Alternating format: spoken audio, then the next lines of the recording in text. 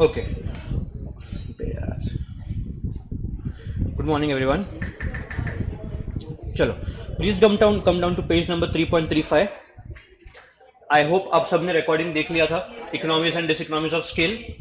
उसके पहले का जो भी डिस्कशन है वो यही बचा है, लॉन्ग रन कॉस्ट कर्व्स। ठीक है, first let me revise something. जब मैं लॉन्ग रन कॉस्ट कर्व की बात कर रहा हूं, आई ओनली मीन यहां पे एवरेज टोटल कॉस्ट कर्व। मुझे यहां पे मार्जिनल कॉस्ट कर्व नहीं चाहिए, neither do I want average variable और average fixed cost. I am only and only concern with what, average total cost, जो आपका यू शेप का कर्व रहता है। अब प्लीज समझ लेना, ये जो पॉइंट है, ये पॉइंट होता है minimum point of ATC. This point is which point? Minimum point of ATC. आपका एवरेज टोटल कॉस्ट कर्व यहां पे क्या हो रहा है? गिर रहा है, और यहां पे क्या हो रहा है? वो बढ़ रहा है। Now please understand one thing, अगर मैं लॉन्ग रन की बात करूं तो एक फर्म जो है वो हमेशा चाहेगी कि इस मिनिमम पॉइंट पे प्रोडक्शन हो। A firm will always want production at this point, because ये ऐसा पॉइंट है जिसको हम बोलते हैं कि यहां पे देयर इज एफिशिएंट प्रोडक्शन और एफिशिएंट यूटिलाइजेशन, जहां पे आपका कॉस्ट पर यूनिट क्या है? कम है। नाउ यू माइट वंडर कि सर यहां पे भी कॉस्ट गिर रहा है ना, फिर यहां पे क्यों प्रोडक्शन नहीं होगा? Please tell me one thing, अगर आपके पास ऑप्शन है कि आप मिनिमम पॉइंट प्रोड्यूस कर सकते हो या डिक्रीजिंग पॉइंट से प्रोड्यूस कर सकते हो, आप क्या सिलेक्ट करोगे? ऑब्वियसली मिनिमम पॉइंट, बिकॉज अगर लेट अस से यहां पे कॉस्ट आपका 300 रुपए है, यहां पे कॉस्ट आपका सिर्फ 100 रुपीज रहेगा। तो अगर आपके पास चॉइस है 300 और 100 में से सिलेक्ट करने का, तो obviously what you will do, you will select production at the minimum point. Tell me, कल जो आपने इकोनॉमीज एंड डिसइकोनॉमीज का लेक्चर देखा है, इकोनॉमीज का मतलब क्या होता है? Reduction in the cost per unit. तो क्या मैं बोल सकता हूं ये जो रीजन है, this is your region of economies and this is the reason of what? Diseconomies, जब आपका कॉस्ट क्या हो रहा है? इंक्रीज हो रहा है। तो जाहिर सी बात है, अगर मैं आपको चॉइस दूं कि आप यहां पे प्रोडक्शन करोगे या यहां पे प्रोडक्शन करोगे, your answer should be what? Minimum point. अगर मैं आपको ऑप्शन दूं कि आप यहां पे प्रोडक्शन करोगे या यहां पे प्रोडक्शन करोगे, यहां पे आप नहीं कर सकते, तो if I give a choice between this and this, कौन सा सिलेक्ट करोगे आप?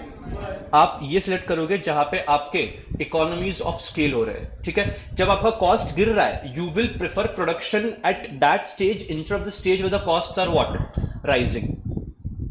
अब समझ लेना, ये जो रीजन होता है इकोनॉमिक्स का, ये होता है आपका स्टेज जहां पे TP is increasing, total product, जो प्रोडक्शन के चैप्टर में पढ़ा था। इकोनॉमीज में आपका प्रोडक्शन क्या होता है? बढ़ता है। डिस इकोनॉमीज में आपका टीपी इज डिक्रीजिंग। एंड अगर मैं इस मिनिमम पॉइंट की बात करूं तो यहां पे total product is what? Maximum. यहां पे टीपी क्या है? मैक्सिमम है। तो इसलिए समझ लेना, अगर आपको चॉइस दिया जाए तो आप यहां पे प्रोडक्शन करोगे, बिकॉज फर्स्ट मिनिमम पॉइंट है, यहां पे आपका प्रोडक्शन एफिशिएंट है, और यहां पे आपका प्रोडक्शन क्या है? मैक्सिमम है। तो इसीलिए प्लीज समझ लेना, अगर क्वेश्चन आपको ग्राफ देके बोले कि आप यहां पे प्रोडक्शन करना चाहोगे या मिनिमम पॉइंट पे, आपका आंसर रहना चाहिए मिनिमम पॉइंट। अगर आपसे क्वेश्चन पूछे आप इकोनॉमीज में प्रोडक्शन करोगे या डिस इकोनॉमीज में, आपका आंसर रहना चाहिए क्या? इकोनॉमीज। अब इस बेसिस के ऊपर आपके ये कॉस्ट कर्व्स है। ठीक है, देख लेना। मैं बोलता हूं there are 3 short run average cost curves. ये आपका एसएससी 1 है, ये आपका SSC 2 and this is your SSC 3। अच्छा, चेक कर लेना, क्या यहां पे हमने वही लिखा है कि TP is what? Increasing, TP is maximum and TP is decreasing. अब एक और समझ लेना, इकोनॉमीज जब हो रहा है आपको, तो it represents under utilisation of what? Machinery. Because अगर आपको थोड़ा बहुत टीपी का ये डायग्राम याद आ रहा है, तो पहले आपका टीपी क्यों बढ़ता है? बिकॉज आपका जो कैपिटल है वो अंडर यूटिलाइज्ड होता है, उसमें जैसे आप लेबर ऐड करते जाओगे वैसे वैसे उस मशीन का यूटिलाइजेशन बढ़ते जाएगा, इसलिए आपका प्रोडक्शन भी क्या होता है? बढ़ते जाएगा। तो जो इकोनॉमीज का रीजन है, it is region showing under utilisation of machinery. Diseconomies is over utilisation, and ये जो है ये आपका एफिशिएंट यूटिलाइजेशन है। No please tell me one thing, on Y axis you have cost, on X axis you have output. अब मुझे बताओ, अगर आपको आउटपुट बनाना है ओ ए का, ठीक है, you have to make output O A. Please check करना, ये कॉस्ट जो है आप देख सकते हो, यहां पे कॉस्ट कर्व है, और आउटपुट ओ ए पे क्या आपको एक कॉस्ट पी ए दिख रहा है? क्या कॉस्ट पी ए दिख गया आपको? ठीक है, अब क्या आपको दूसरा कॉस्ट दिख रहा है क्यू ए पूरा? मतलब ये आउटपुट ओ ए प्रोड्यूस करने के लिए आपके पास दो चॉइस है, या तो आप पी ए जितना कॉस्ट इनकर करो या आप क्यू ए जितना कॉस्ट इनकर करो। प्लीज टेल मी आप क्या इनकर करोगे? जाहिर सी बात है आप पी ए इनकर करोगे, बिकॉज आपका क्यू ए जो है वो पी ए से कहीं ज्यादा है। तो इसलिए if you look at output O A can be produced by incurring cost P A और क्यू ए। आउटपुट जो है वो पी ए या क्यू ए से आप इनकर कर सकते हो। P A is the cost on S S C one. Please check करो क्या ये point P S S C one पे आता है क्या? ठीक है। And Q A is the cost on your S S C to.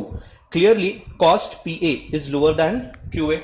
Therefore अगर एंटिटी को ओ ए आउटपुट प्रोड्यूस करना है तो वो कौन सा कर्व चूज करेगी? S S C one. बात करते हैं ओ बी की। ठीक है, now please understand this is a very good point. बात करते हैं ओ बी की। अब ओ बी प्रोड्यूस करने के लिए आपका कॉस्ट क्या दिख रहा है? बी आर या आर बी दिख रहा है। अब टेल मी ये आर जो है वो कौन से पॉइंट्स पे आता है? वो एस एस सी वन पे आता है और एस एस सी टू पे आता है। अब अगर आप देखोगे ये एक थोड़ा सा यहाँ पे ये है ग्राफ थोड़ा बनाने में ये हो गया है। ये जो पॉइंट आर था ना, ये point R actually minimum point पे आना चाहिए। ये पॉइंट आर जो है वहां पे आप प्लीज लिख लेना स्पेसिफाई करके। पॉइंट आर दिख नहीं रहा है वो ग्राफ में, वो दिख रहा है कि वो मिनिमम पॉइंट के आगे है point R, but point R को आपको वहां पे लिखना है कि this is minimum point of S S C one, two नहीं एस एस सी वन। ये जो है this is the minimum point of S S C one. Actually वो पॉइंट थोड़ा पी के इतना ही क्लोज रहना चाहिए था, बट ग्राफ बनाने में ये हो गया। Point R is the minimum point of S S C one. ठीक है। अब प्लीज टेल मी क्या पॉइंट आर आपका वन और टू दोनों कर्व्स पे आता है? पॉइंट आर जो है वो एस एस सी वन पे भी आ रहा है और पॉइंट आर जो है वो एस एस सी टू पे भी आ रहा है। पॉइंट आर जो एस एस सी वन पे है क्या वो मिनिमम पॉइंट है? हाँ। अब पॉइंट आर जो एस एस सी टू पे है वो मिनिमम पॉइंट पे आ रहा है कि डिक्रीजिंग पॉइंट पे आ रहा है? डिक्रीजिंग पॉइंट पे। मतलब आपके पास दो चॉइस है, आप कॉस्ट इनकर करो कितना? आर बी, बट वो कॉस्ट आप दो कर्व्स पे इनकर कर सकते हो। एस एस सी वन जहां पे वो मिनिमम पॉइंट पे है, एस एस सी टू जहां पे वो डिक्रीजिंग पॉइंट पे है। तो अगर मैंने आपको ऑप्शन दिया क्या कि आप यहां पे प्रोडक्शन कर सकते हो या तो यहां पे कर सकते हो, which point will you select? You will always select minimum point. तो इसीलिए अगर आपको आउटपुट ओ बी बनाना है, if you want to produce output O B, आप कौन सा कर्व सिलेक्ट करोगे? S S C one select करोगे जहां पे आपका कॉस्ट क्या है? सबसे कम है या मिनिमम है। तो इसलिए आप देखो यहां पे output O B can be produced with cost R B. अब आर बी का कॉस्ट आपको एस एस सी वन पे भी मिलेगा और एस एस सी टू पे भी मिलेगा, but economically we will select SSC1 as point R is the minimum point of SSC1। point R जो है वो SSC1 का सबसे मिनिमम पॉइंट है, तो इसलिए हम वो पॉइंट सेलेक्ट करेंगे बिकॉज यहाँ पे आपका प्लांट जो है वो कंप्लीटली यूटिलाइज हो जाएगा। अब बोलोगे सर बट अमाउंट टर्म्स में तो सेम है ना? अमाउंट टर्म्स में आरबी चाहे वो एसएससी 1 पे हो या एसएससी 2 पे है, अमाउंट टर्म्स में cost is remaining the same. हाँ, अमाउंट टर्म्स में cost is remaining the same, but जब मैं बात करता हूं आउटपुट मैक्सिमाइजेशन या एफिशिएंट यूटिलाइजेशन की, तो वो एफिशिएंट यूटिलाइजेशन सिर्फ और सिर्फ एसएससी 1 पे हो रहा है एंड नॉट एसएससी 2। एसएससी 1 पे क्यों हो रहा है? बिकॉज अगर कोई पॉइंट एसएससी के मिनिमम पॉइंट पे है तो it is representing what total production is maximum and efficient utilization। तो इसीलिए yes, a company will incur same cost if we produce at SSC2, but point R is not the minimum of SSC2। SSC2 का minimum point R नहीं है, R SSC1 का minimum point है। तो इसीलिए हम अगर SSC2 यूज करेंगे तो हम लोग आउटपुट मैक्सिमाइजेशन नहीं कर सकते, तो आउटपुट आपका एफिशिएंट नहीं होगा एट SSC2। बोल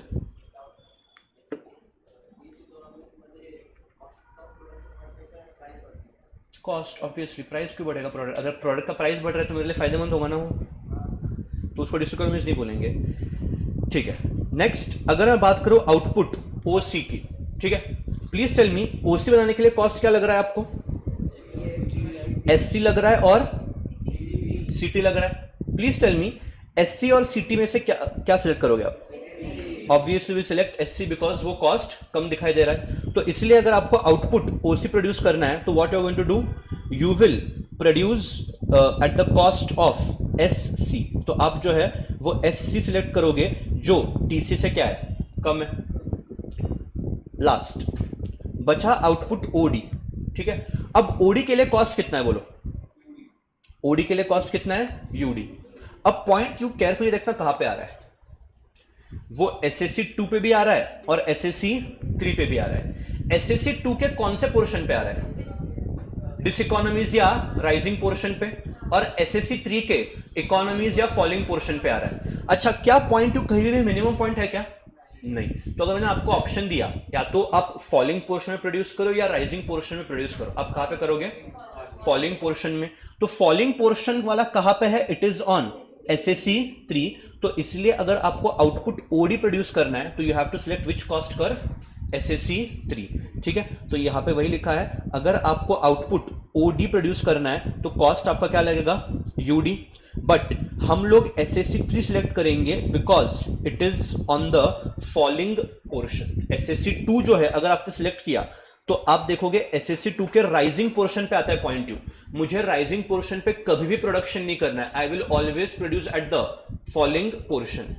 तो इसीलिए क्वेश्चन आपको ये ग्राफ ऐसा दे सकता है और पूछेगा कि अगर यही आउटपुट प्रोड्यूस करना है तो प्लीज टेल मी कौन से कर्व पे प्रोड्यूस करना है। If I just try to show you one question on this, you will get idea कि कैसे पूछे जा सकते हैं।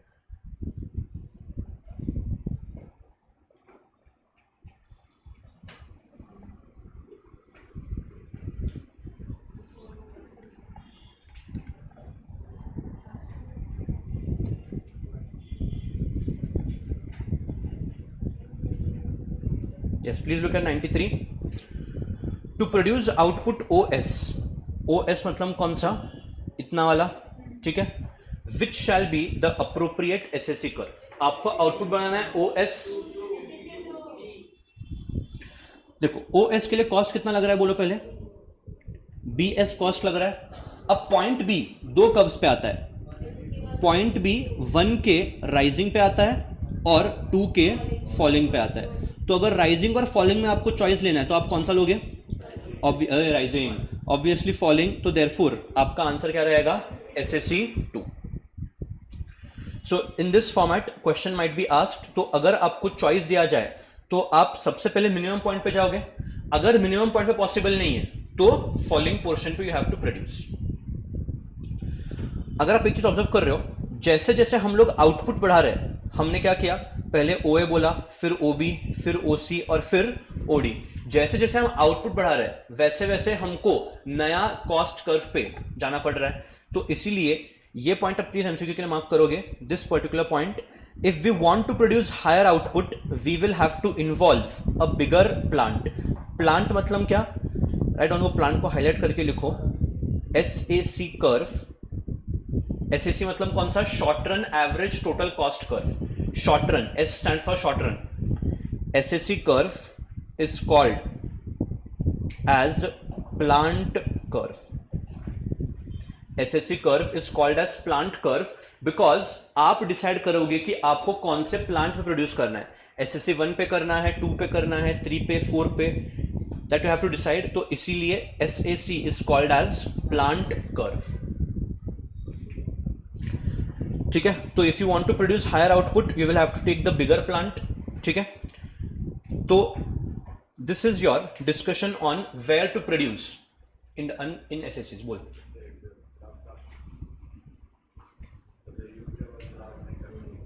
यूच्या बाजूला जर म्हणजे परत एकदा ऍड करू का असं म्हणत आहे का,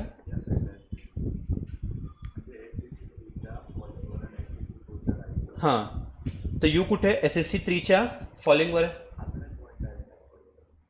म्हणजे कळत नाही तू काय मला लागलाय।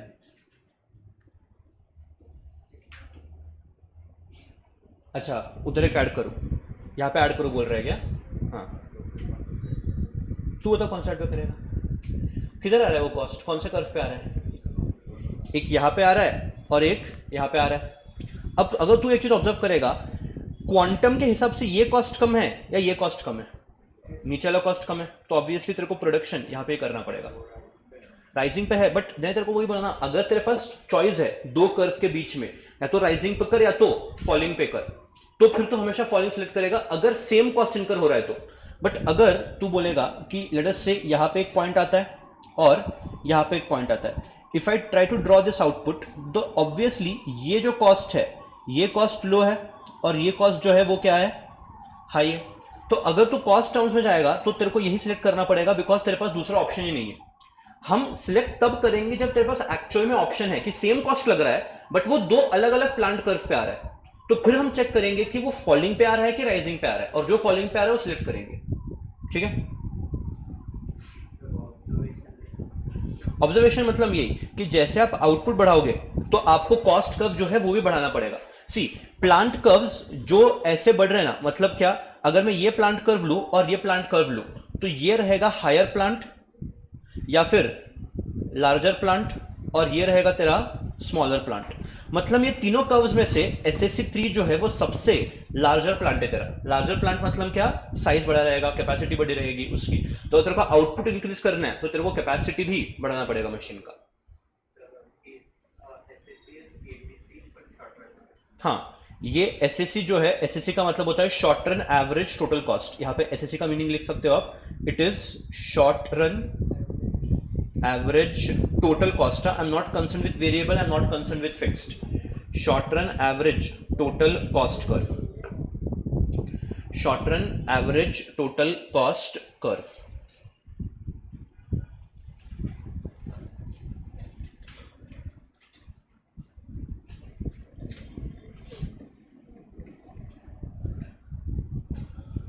Now come down to longer run average total cost. First अगर आप देखेंगे तो आपका जो एवरेज कॉस्ट का शेप है, LSC का भी शेप कैसा है, जैसे SSC का शेप था एंटायरली वही शेप है। Long run average cost is nothing but combination of multiple SAC curves. Long run average cost is a combination of multiple SAC curves. कहाँ ऊपर का शॉर्ट रन था,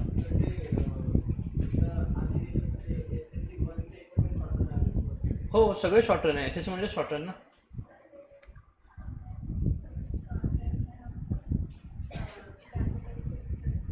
हाँ नहीं, बिगर प्लान का मतलब क्या है कि लेट अस से ये देख, ये ऊपर हेडिंग क्या था, लॉन्ग रन कॉस्ट कब था। यहाँ पे हम ये डिसाइड करना चाहते हैं कि हमारे पास जो एग्जिस्टिंग प्लांट है उस पर अगर हम प्रोडक्शन करते जाएंगे तो खर्चा कितना लग रहा है। शॉर्ट रन जो है, शॉर्ट रन कॉस्ट का वो प्लांट रहता है। अगर मैं शॉर्ट रन की बात करूं तो मैं प्लांट फिक्स रख रहा हूं, but when I am shifting to long run तो मुझे डिसाइड करना पड़ेगा is it economical to produce at the same plant और will I have to go to a new plant.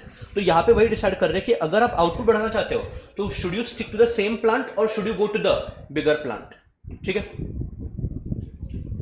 तो अगर आप देखोगे LSC curve is a smooth curve enveloping और combining the total short run cost curves और short term cost curves. शांत हो जाओ प्लीज। अब देखो, अगर मैंने multiple short run cost curves लिए और उनके ऐसे मैंने एक long run average cost curve बनाया इन such a way that the long run average cost curve is tangent to the short run average cost. Tangent मतलब क्या, वो उस पॉइंट में मीट हो रहे हैं। यहाँ पे टेंजेंसी है, यहाँ पे टेंजेंसी है, यहाँ पे टेंजेंसी है, यहाँ पे tangency, tangency, tangency and what, tangency. मतलब अगर मैं सिंपल ये एक, ये दो और ये तीन ऐसे लूं और अगर ऐसे एक इनको टेंजेंट करते हुए ये बनाओ तो ये मेरा क्या बन जाता है, long run average cost curve. अब इसमें आपको समझना ये है, प्लीज अंडरस्टैंड, टेल मी, आप SSC1 को देख सकते हो क्या, टेल मी SSC1 का लोएस्ट पॉइंट यहां पे है या यहां पे है, 1 या 2, 1 पे है। ठीक है, तो ये आपका क्या है, SSC1 का लोएस्ट पॉइंट है। दिस, अबे यार रखना, this is what lowest point of SAC1। But tangency कहां पे हो रहा है, टेंजेंसी राइजिंग पोर्शन पे हो रहा है कि फॉलिंग पोर्शन पे हो रहा है, फॉलिंग पोर्शन पे टेंजेंसी हो रहा है। अब the graph does not provide justification for other curves. अगर आप SA2 देखोगे, SSC2 देखोगे, तो प्लीज टेल मी SSC2 का मिनिमम पॉइंट ये पॉइंट G है या पॉइंट F है? कैसे बताया, कैसे बोला? ये जो SSC2 है, ये SSC2 का जो मिनिमम पॉइंट है वो पॉइंट F है या पॉइंट G है?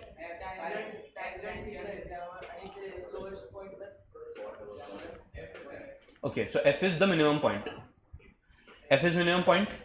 अच्छा, F मिनिमम पॉइंट है बट प्रोडक्शन पॉइंट G पे हो रहा है, तो पॉइंट G क्या है? G जो है, प्लीज राइट डाउन, G जो है दिस इज,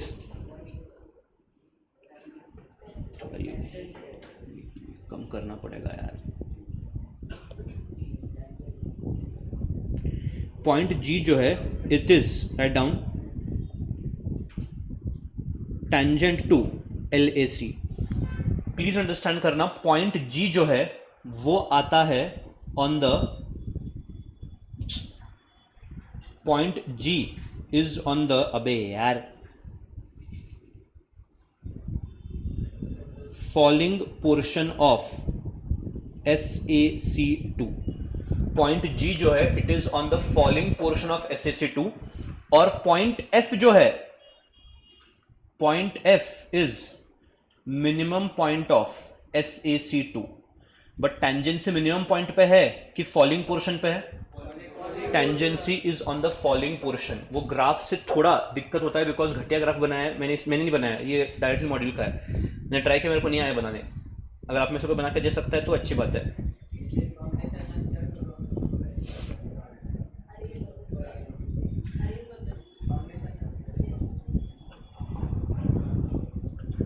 ठीक है, लिखा आपने?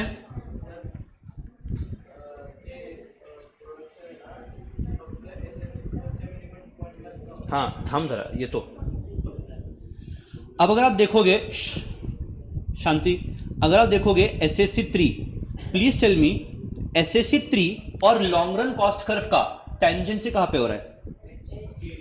पॉइंट K नहीं रे, K किधर से बेटा? H पे हो रहा है। बट प्लीज अंडरस्टैंड करना, ये पॉइंट है टेंजेंट टू LAC, बट ये भी फॉलिंग पोर्शन पे ही आता है, ये भी जो है वो फॉलिंग पोर्शन ऑफ SAC2 ही है। आई नो आपको ग्राफ देख के समझ रहा है कि H ही मिनिमम पॉइंट है सर, बट नहीं, H मिनिमम पॉइंट नहीं है, H is on the falling portion of SAC2 नहीं, SAC3। Point H is tangent, yes, but on the falling portion of SAC3. Point के ऐसा टाइम पास है, point के इथे इथे, पॉइंट के इंपॉर्टेंट नहीं है आपके लिए, इट इज, हाँ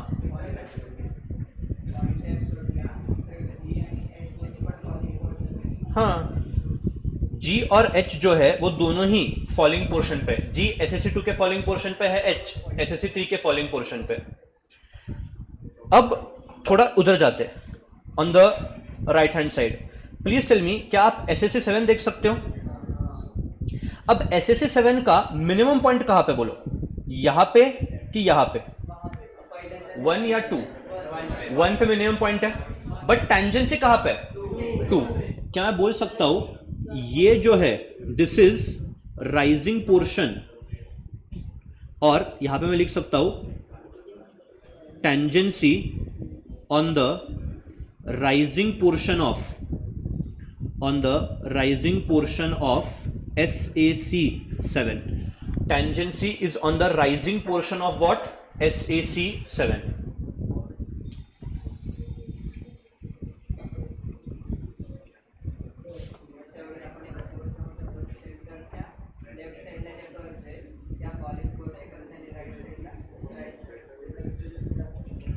नेक्स्ट, अगर आप SAC6 देखोगे, if you just please look at SAC6, please tell me कौन सा मिनिमम पॉइंट है?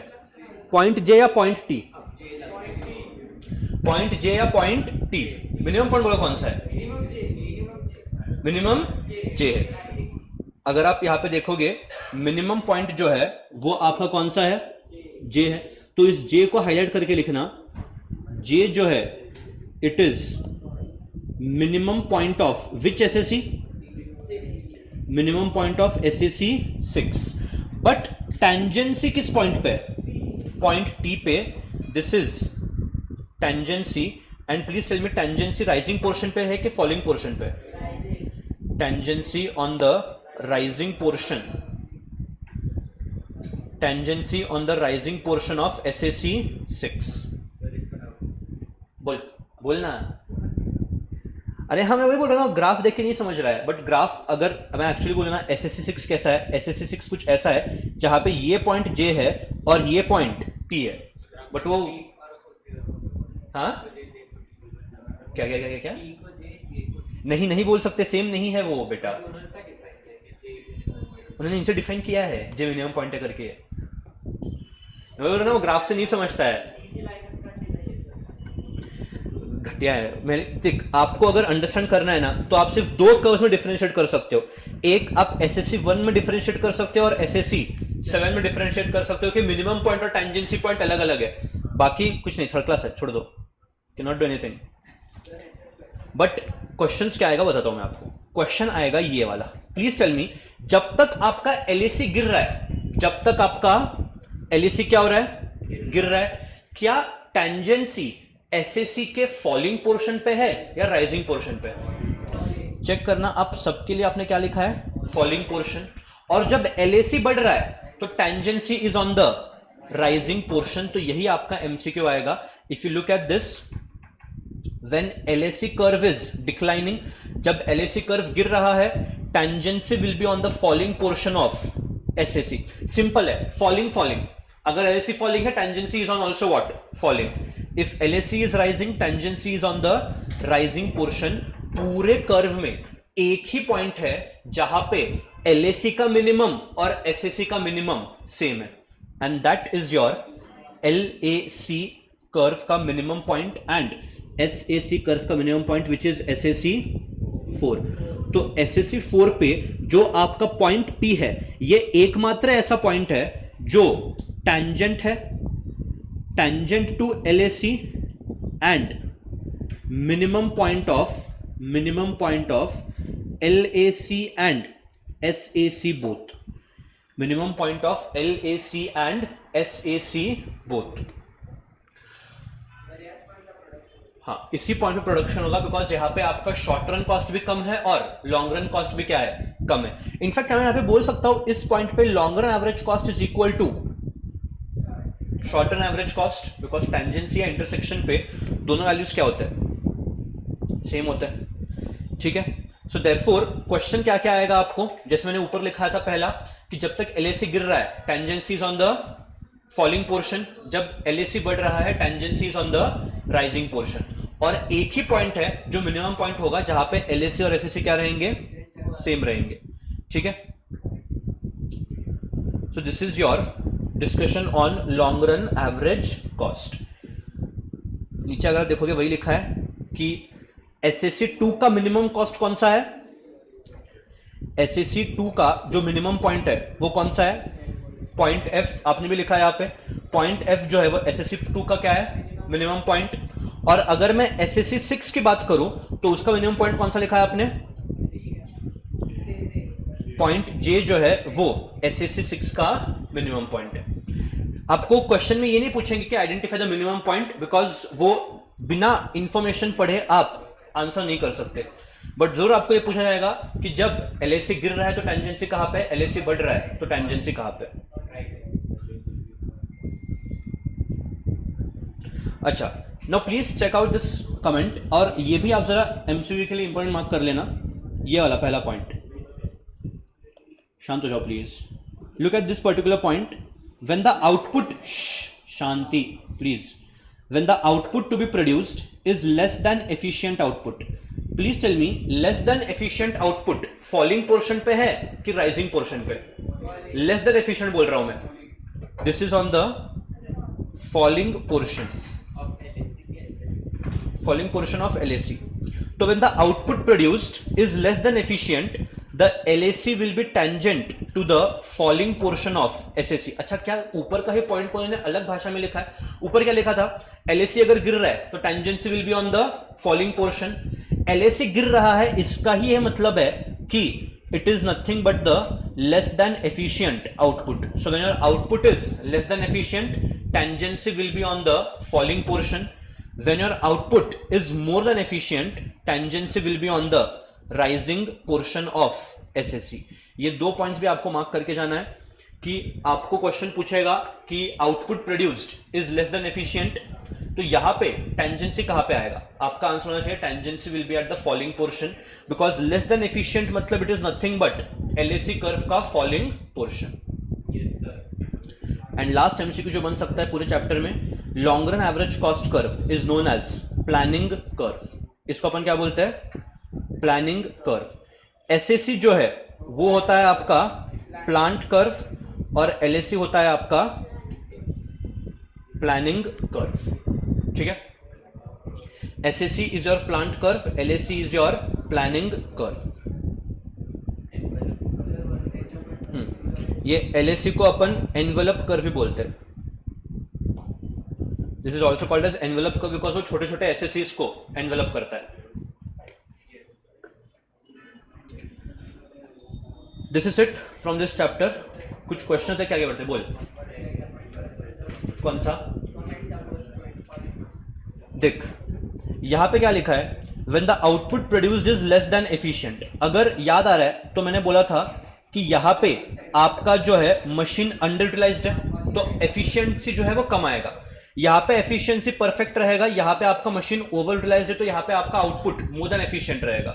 तो क्वेश्चन बोल रहा है कि अगर आउटपुट लेस देन एफिशिएंट है तो जो आपका SAC है it will be tangent on the falling portion, और जब आपका आउटपुट मोर देन एफिशिएंट है LAC will be tangency to the rising portion. तो जो ऊपर के पॉइंट है उसी को उसने क्या किया है, अलग वे में यहां पे नीचे लिख के दिया है कि अगर आउटपुट लेस देन एफिशिएंट है मतलब फॉलिंग पोर्शन पे है तो टेंजेंसी भी फॉलिंग पोर्शन पे आएगा। अगर आउटपुट मोर देन एफिशिएंट है मतलब राइजिंग पोर्शन पे है तो टेंजेंसी भी राइजिंग पोर्शन पे आएगा। ऑब्वियसली। कौन सा? ऑब्जेक्टिव नहीं देखा ना लेक्चर तूने?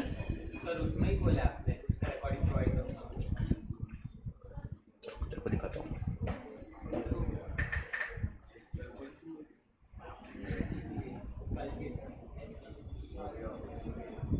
ये सर प्लेलिस्ट रहता है इधर। क्या? अरे वो अबे वो लॉगिन नहीं किया है, पागल है क्या? वो साइन इन नहीं किया यूट्यूब पे मैंने।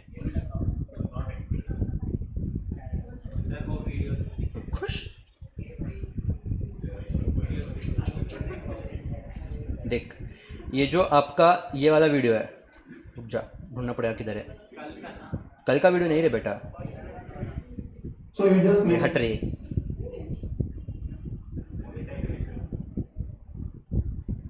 ये वाला वीडियो नहीं,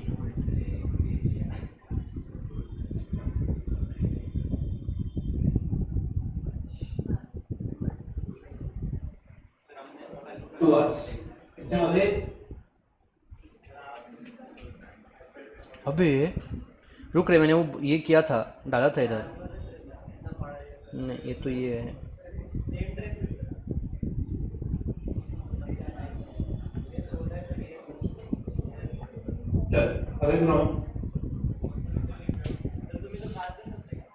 नहीं रे, थाम जरा।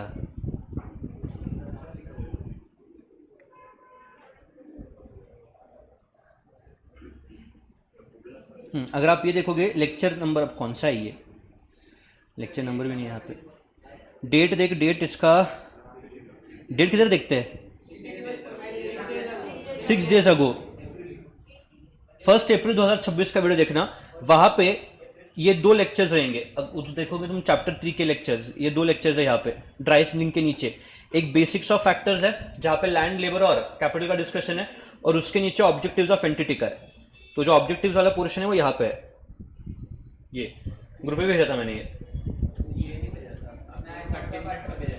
भेजा था रे बेटा। रुक, अभी मैं डॉट करके भेजेगा, रुक।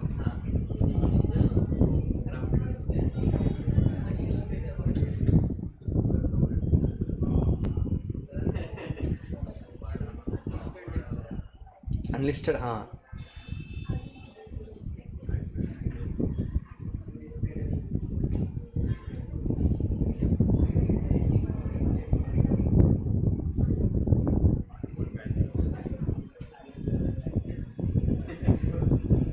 देख किया है मैंने, इसमें पिन किया है।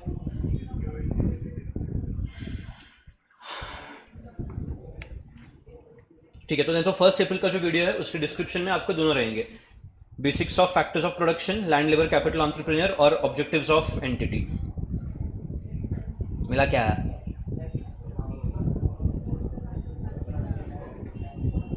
चलो please look at question number 17, फटाफट से देख लो ये, फिर you can go on to the next topic. चलो please look at this question number 17, which of the following curve is known as plant curve. शांत रहो, प्लांट कर्व कौन सा होता है? ऑप्शंस पढ़ो सबे सारे पहले, ATC, AVC, SAC and LAC. आपका आंसर रहेगा short term average cost. Don't just look at the first option, पहला ऑप्शन कौन सा, एलएसी एसएसी बताया नहीं है, तो प्लांट अपन सिर्फ और सिर्फ किसको बोलते हैं? शॉर्ट टर्म को बोलते हैं।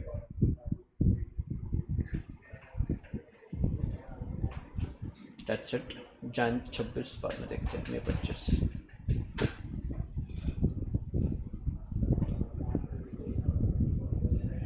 मई 25 में कॉस्ट के ऊपर पूछा ही नहीं है। अच्छा न्यूमेरिकली पूछ लिया था, ठीक है। चलो आई होप आपने कल वो कॉस्ट, अच्छा नहीं करा लिया था मैंने, फिर छोड़ दे।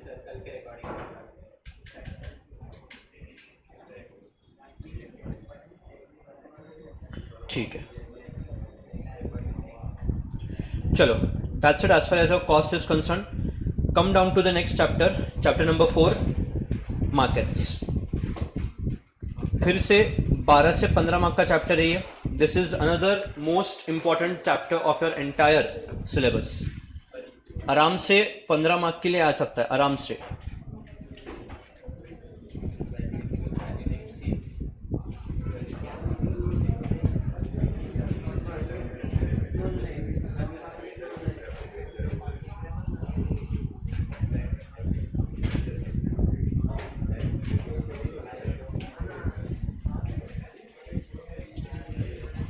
ओके चलो, there are 3 units in this. पहले आसान यूनिट से चालू करना है या थोड़ा टेक्निकल यूनिट से चालू करना है? Come down to second unit first, then second unit पे आ जाओ, determination of prices on page number 4.13। Come down to the second unit, determination of prices. ये इजी वाला है, आज ही हो जाएगा ये।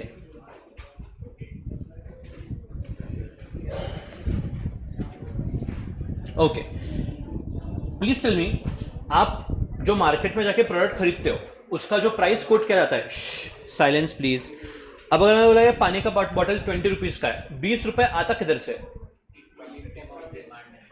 इक्विलिब्रियम क्या है? किससे आता है? कंपास मतलब कंपास से। अबे अगर कोई प्रोडक्ट का प्राइस डिसाइड किया जाता है तो वो प्राइस आता कहां से? प्राइसेस जो है, प्राइसेस आर डिटरमिन्ड बाय, नहीं रे, prices are determined by demand and supply. ठीक है, अब प्लीज अंडरस्टैंड करना, अगर यहां पे आप ये टेबल देखोगे, look at this, price, quantity demanded and quantity supplied. Please tell me, price जब 1 रुपए था, डिमांड आपका 50 था और सप्लाई कितना था? 10। प्राइस 1 से 2 हो गया, what happened to demand?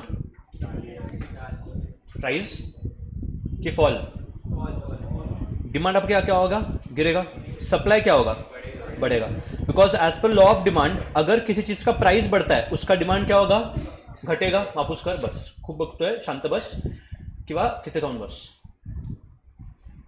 Price जब आपका बढ़ता है 1 से 2, डिमांड क्या होता है? गिरता है, और सप्लाई क्या होगा? बढ़ेगा। ठीक है, प्राइस और बढ़ता है, आपका डिमांड क्या होगा? गिरेगा, सप्लाई बढ़ेगा। Same goes till the end. अगर आप देखोगे एक ही प्राइस है जहां पे डिमांड और सप्लाई क्या है? इक्वल है। तो अगर मैंने आपसे पूछा कि मार्केट में ये प्रोडक्ट का कितना प्राइस चार्ज किया जाएगा, the answer is 30 rupees. So now 30 rupees, 3 rupees, this is the market price of the product. तो कोई भी मार्केट प्राइस तब डिसाइड किया जाता है when demand and supply are what, equal. मतलब ना तो आपके कंज्यूमर का नुकसान होना चाहिए, ना तो बायर का नुकसान होना चाहिए. That stage is called as stage of equilibrium. अब अगर आप देखोगे यहां पे, प्लीज टेल मी, डिमांड और सप्लाई में क्या बड़ा क्या छोटा? Demand is more than what, supply. यहां पे भी क्या है आपका, यहां पे, हाँ वो छोड़ दे, इक्वल कर, ये वाला. Now please understand one thing. जब मार्केट में प्राइस 1 रुपए था, डिमांड कितना था 50 और सप्लाई कितना था 40, सॉरी 10. तो कहना इससे इस 1 रुपए के प्राइस पे डिमांड बहुत ज्यादा है बट उतना सप्लाई ही नहीं है. अब क्या ये केस हो जाता है स्कैरसिटी का? ये दोनों जो केसेस है ये शॉर्टेज या स्कैरसिटी के केस होते हैं. शॉर्टेज लिखता हूं मैं यहां पे. This are the case of what, shortage. और जब भी शॉर्टेज होगा तब तब प्राइसेस क्या होंगे, इंक्रीज होंगे. तो इसीलिए ₹1 के प्राइस पे शॉर्टेज था तो प्राइस क्या हो गया, 1 का 2 हो गया. 2 रुपए के प्राइस पे भी क्या है, शॉर्टेज है, तो प्राइस 2 से कितना हो गया 3. 3 रुपए के प्राइस पे ना तो शॉर्टेज है ना तो सरप्लस है, तो इसलिए मार्केट ने डिसाइड किया कि 3 रुपए का प्राइस रहेगा.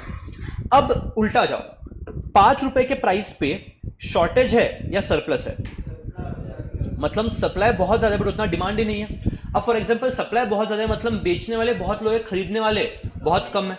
तो नेचुरली अगर एज अ सप्लायर मुझे मेरा स्टॉक क्लियर करना है, मुझे प्राइस क्या करना पड़ेगा, कम करना पड़ेगा. तो इसलिए प्राइस जो 5 का था वो कितना हो गया 4. 4 पे भी सरप्लस है क्या? अगर 4 पे भी सरप्लस है तो प्राइस क्या होगा, और गिरेगा और पहुंच के कितना हो जाएगा 3. मतलब अगर आपका प्राइस 1-2 है वो 3 पे आएगा, अगर आपका प्राइस 5-4 है वो भी घूम फिर के 3 पे ही आएगा. फर्क सिर्फ इतना है, 1 से 2 प्राइस बढ़ रहा है, it is because of shortage. 5 से 4 प्राइस गिर रहा है, it is because of what, surplus. तो please understand, whenever the demand is more than supply, prices will always increase. Take a very simple example. Let us say ये auction है, auction चल रहा है, ये प्रोडक्ट बेचने के लिए है, ठीक है. सेलर मैं हूं, प्रोडक्ट कितना है, एक ही है. सप्लाई कितना है, एक ही है.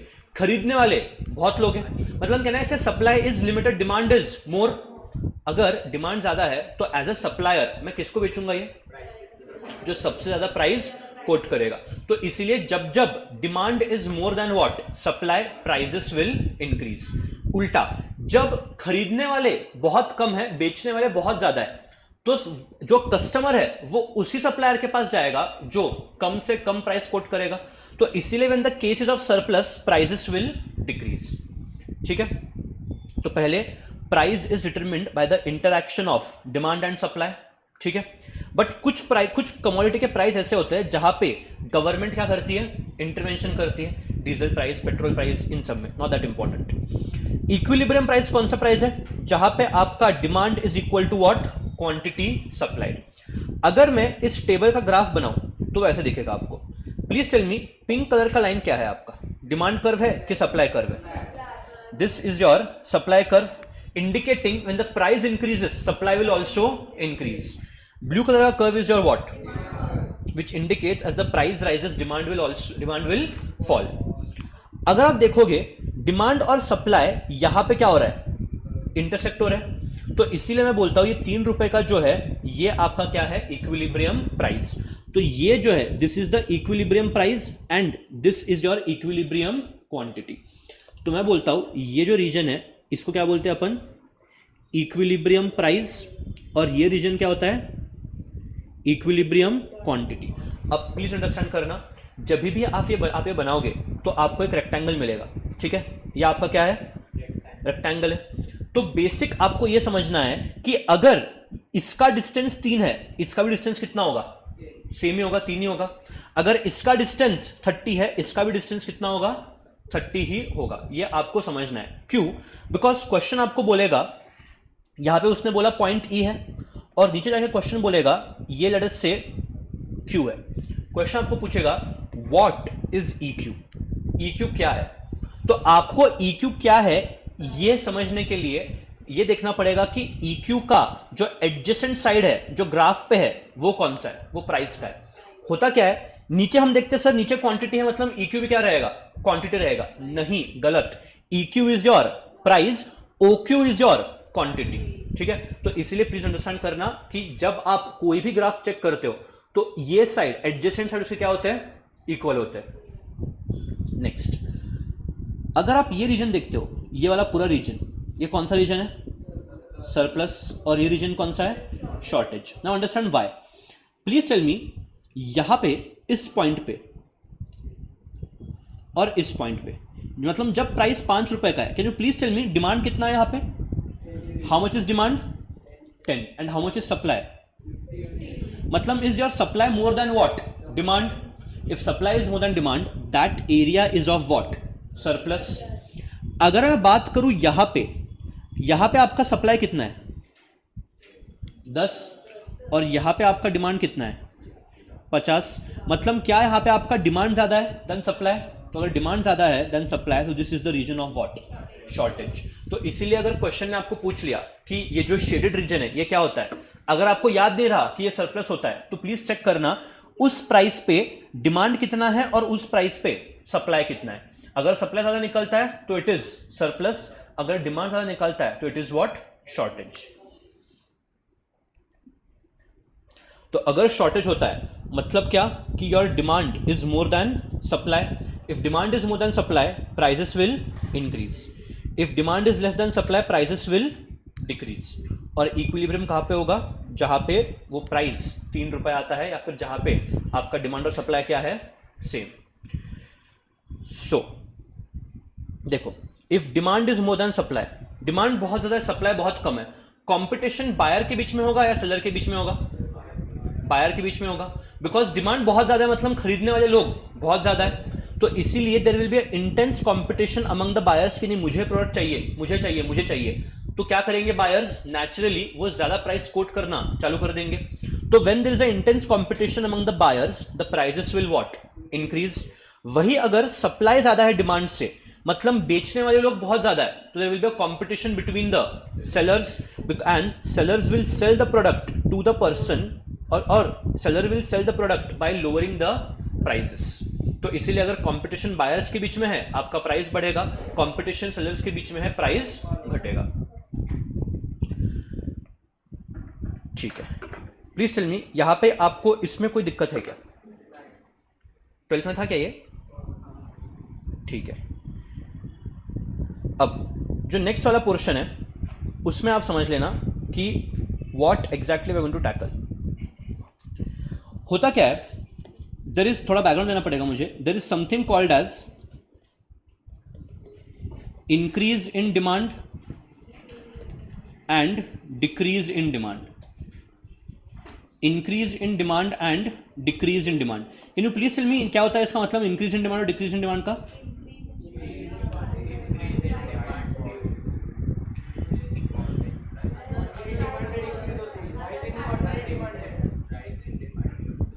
Due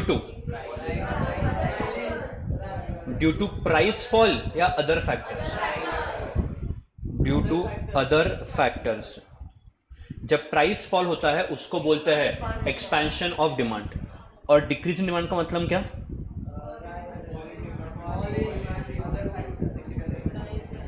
fall in demand due to what, other factors. अगर मैं सप्लाई की बात करूं तो increase in supply is what, rise in supply due to other factors, decrease in demand is fall in supply due to other factors. मतलब आपको यह समझना है, जब भी कोई आपको बोले इंक्रीज इन डिमांड या increase in supply, you have to understand price के चेंज नहीं हो रहा है, किसी और फैक्टर की वजह से चेंज हो रहा है।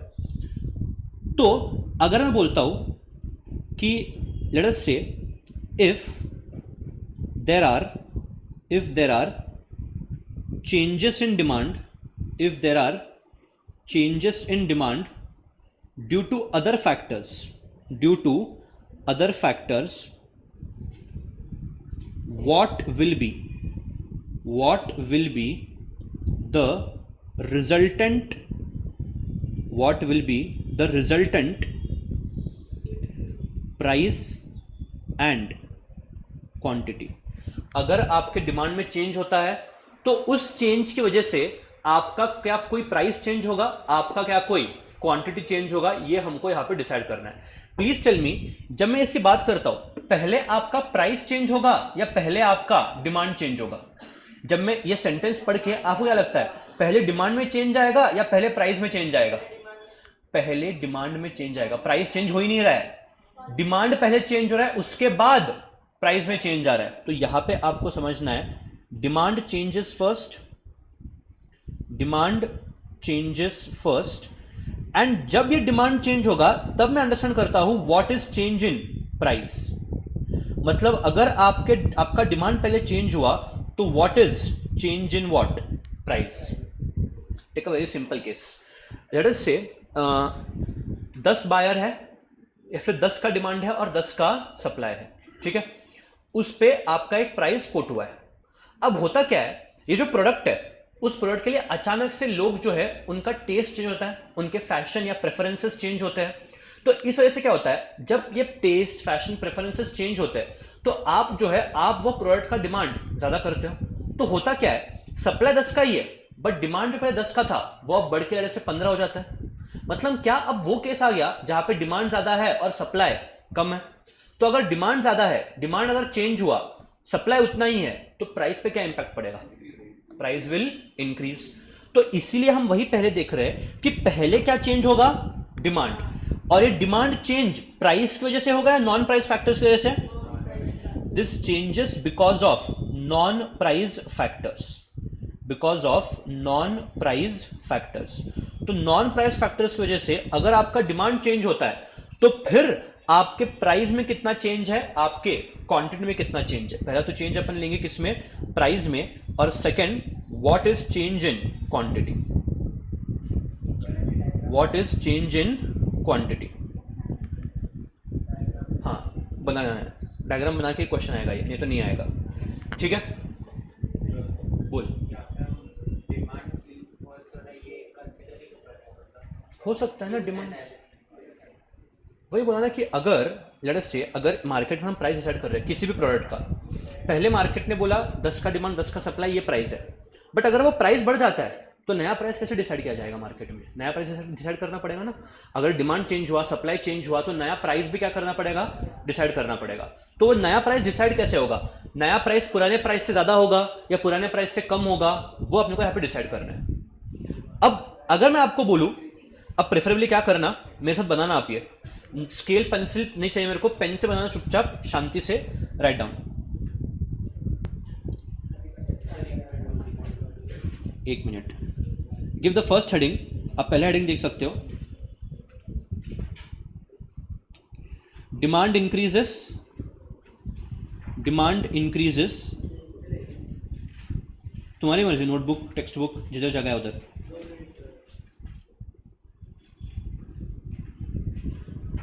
ये पहला केस है जहां पे मैं आपको बोल रहा हूं डिमांड जो है वो बढ़ता है और सप्लाई क्या है, उतना ही है, सप्लाई चेंज नहीं होता। यही हेडिंग है। First case, demand increases but supply remains what, same और अनचेंज्ड।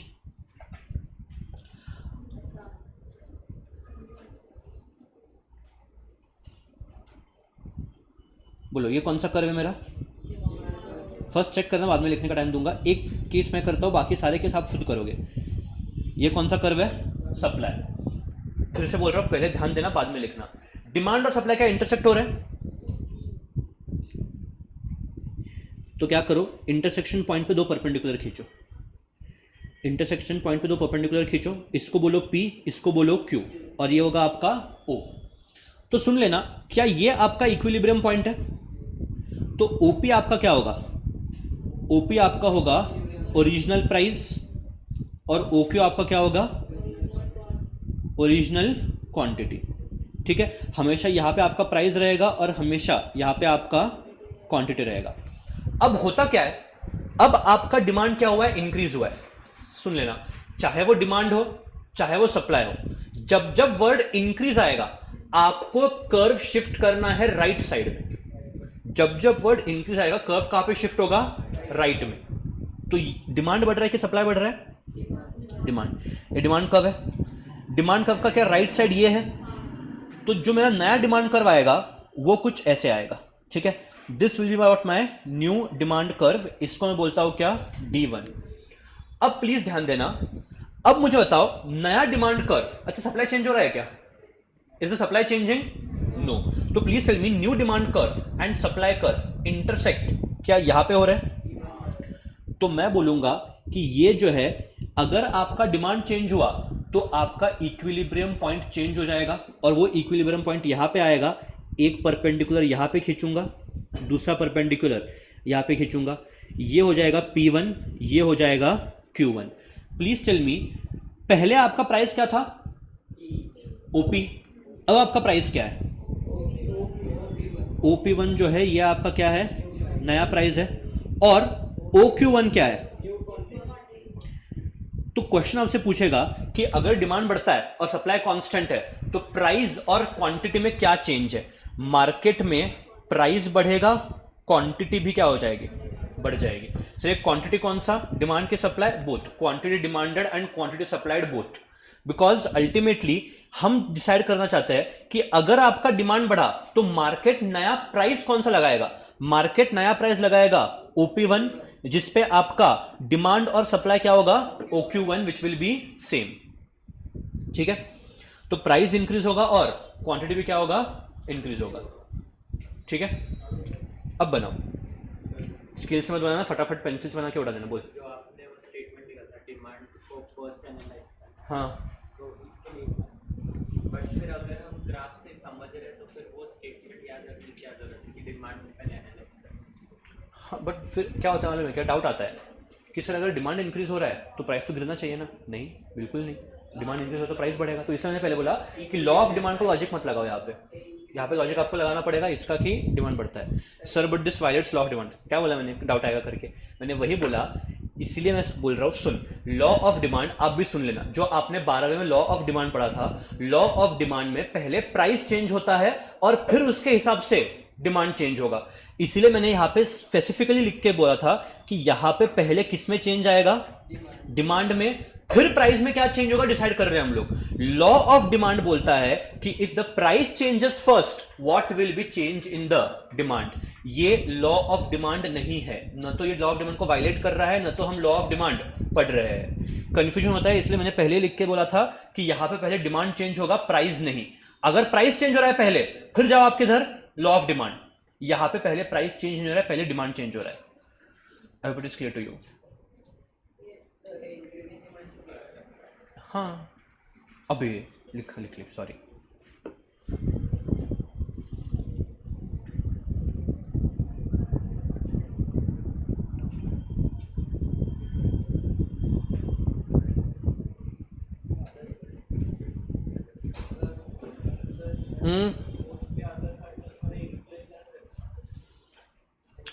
इन्फ्लेशन म्हणजेच प्राइस चेंज राजा। अदर फॅक्टर्समध्ये इन्फ्लेशन कसं येईल, अदर फॅक्टर्स में taste and preferences, income levels, price of substitutes, price of complementary, वो सब।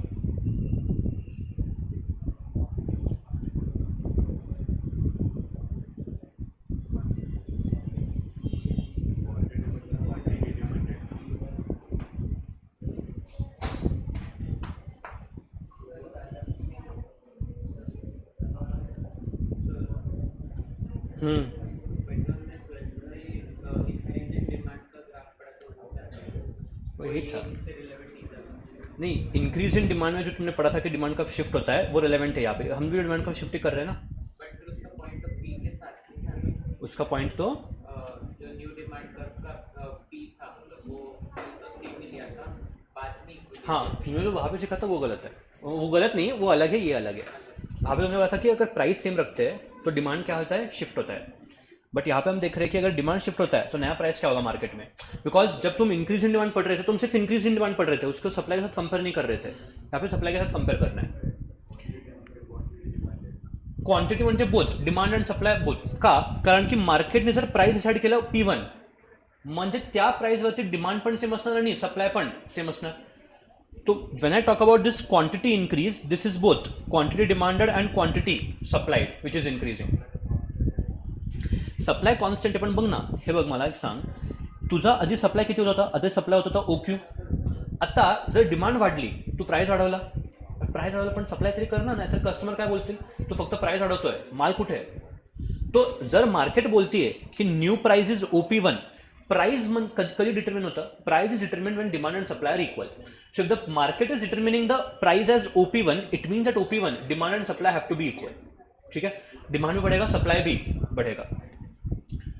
तो इसलिए देख यहां पे मैंने बोला था क्या कि पहले आपका डिमांड चेंज होगा और फिर हम डिसाइड करेंगे प्राइस में चेंज क्या है और क्वांटिटी में चेंज क्या है. जब मैं इस क्वांटिटी की बात करूंगा इसमें डिमांड और सप्लाई दोनों आएंगे. चलो take down next case. Demand decreases, एक काम करो, सप्लाई डिक्रीजेस, छान बैठ रहे, supply decreases, demand remains same. अब समझ लेना please, just listen to this one point, फिर आप कर सकते हो ये. जब आपका डिमांड या सप्लाई डिक्रीज होगा आपको कर्व शिफ्ट करना है लेफ्ट साइड में. इंक्रीज में आपने क्या किया, डिमांड के राइट में शिफ्ट किया. डिक्रीज में क्या होगा, सप्लाई के लेफ्ट में आपका शिफ्ट हो जाएगा. So this is a left shift. एक काम करता हूं, कर देता हूं मैं, डोंट वरी. तो फिर गलत हो गया तो फिर से दोहरा पड़ेगा. ये आपका डिमांड है, ये आपका सप्लाई है. पहले आपको डिसाइड करना है कि ओरिजिनल पॉइंट या ओरिजिनल प्राइस और ओरिजिनल क्वांटिटी क्या है. ये P1 या ये P है एंड दिस इज Q. अब आपका सप्लाई क्या हो रहा है, घट रहा है. तो चेक करना है आपको ये वाला कर्व, और सप्लाई अगर घट रहा है सप्लाई को लेफ्ट में शिफ्ट करना है. सप्लाई का लेफ्ट ये है या ये है, 1 या 2. 1 इज द लेफ्ट साइड. तो इसलिए आपका जो सप्लाई है वो अब हो जाएगा यहां पे. This will be your supply S1. अब चेक करना, डिमांड आप चेंज नहीं कर रहे हो, ये नया सप्लाई है और ये आपका डिमांड है. देयरफॉर इक्विलिब्रियम कहां पे आ जाएगा, नया वाला इक्विलिब्रियम यहां पे आएगा. ये Q1 है और ये P1 है. तो please tell me P to P1 क्या मैं बोल सकता हूं प्राइस क्या होता है, इंक्रीज, और Q to Q1 quantity decrease. Price is increasing, quantity is what, decreasing. तो क्वेश्चन आपको ये बोलेगा सप्लाई गिर रहा है, डिमांड सेम है, प्राइस और क्वांटिटी में क्या चेंज है. Price rises and quantity false.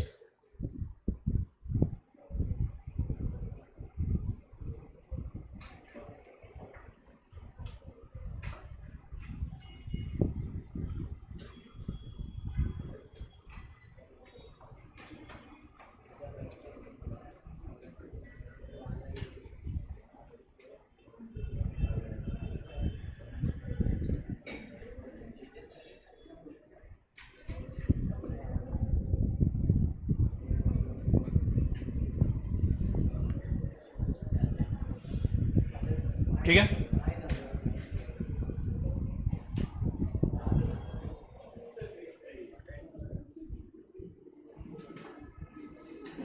चलो write down the next case. Write down the next case. Demand and supply, demand and supply increase in same proportion. Demand and supply increase in what, same proportion. जितना demand बढ़ रहा है उतना ही क्या हो रहा है, सप्लाई भी बढ़ रहा है. Demand and supply increase in the same proportion. और इसको आप, इस केस को आप इंपॉर्टेंट मार्क करेंगे, demand and supply increase in same proportion. तो फर्स्ट एज इट इज मैं बनाऊंगा पहले डिमांड कर्व, फिर होगा आपका supply curve. This is the point of equilibrium. यहां पे OP एंड OQ. अब सप्लाई भी बढ़ रहा है और डिमांड भी क्या हो रहा है, बढ़ रहा है.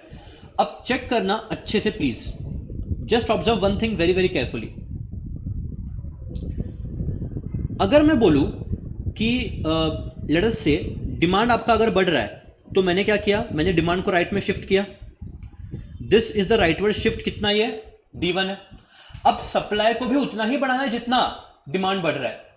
अब एक चीज मुझे बताना, मैं बोलता हूं यहां पे ओल्ड, या फिर एक काम करो डिमांड सप्लाई ओल्ड. पहले आपका डिमांड जो था वो कितना था, 10. लेट अस से सप्लाई कितना था, 10. अब जो आपका डिमांड है वो बढ़ रहा है 5 से और सप्लाई भी कितने से बढ़ रहा है 5 से। मतलब क्या आपका नया डिमांड और नया सप्लाई 15-15 हो जाएगा। तो प्लीज टेल मी, अगर यहां पे इक्विलिब्रियम था, मैं बोलता हूं यहां पे प्राइस आपका था 100 रुपीज, क्या यहां पे भी रेडीमेड इक्विलिब्रियम मिल गया है आपको, तो इसलिए यहां पे भी प्राइस कितना रहेगा 100 ही रहेगा। मतलब अंडरस्टैंड करना, जब डिमांड और सप्लाई सेम बढ़ेंगे ना, आपके प्राइस में कोई चेंज नहीं आएगा। अगर आपको ये प्रूव करना है तो मैं क्या कर रहा हूं, जितना मैंने यहां पे इंक्रीज लिया है ना, बराबर उतना ही इंक्रीज में किसमें लेता हूं, सप्लाई में। तो let me just do this.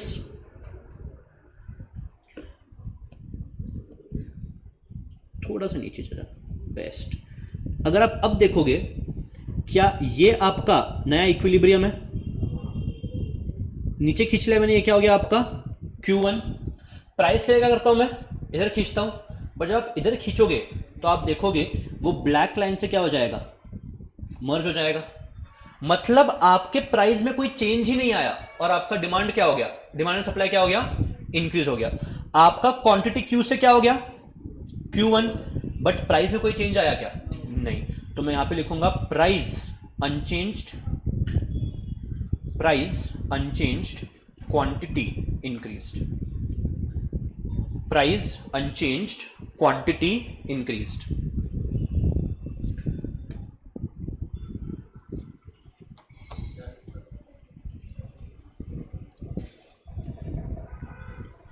हो गया।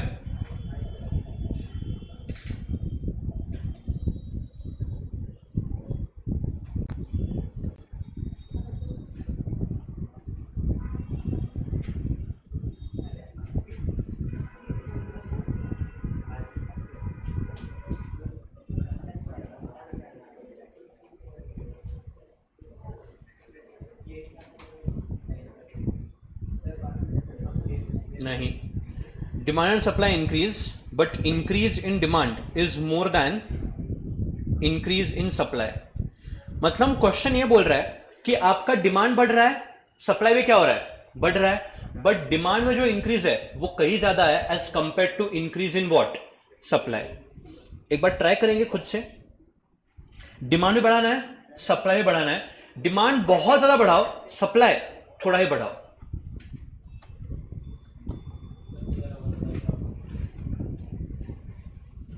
सर ग्राफ प्लॉट करके स्लाइट इंक्रीज इन प्राइस दिख रहा है। अरे वो ग्राफ तूने इस पे प्लॉट किया है ना बे, तो जब ग्राफ ऊपर पे करेगा तब इंक्रीज नहीं आएगा, don't worry.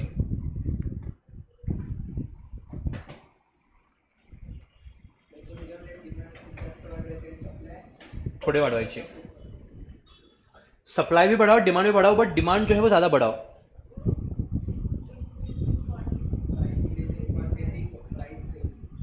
Price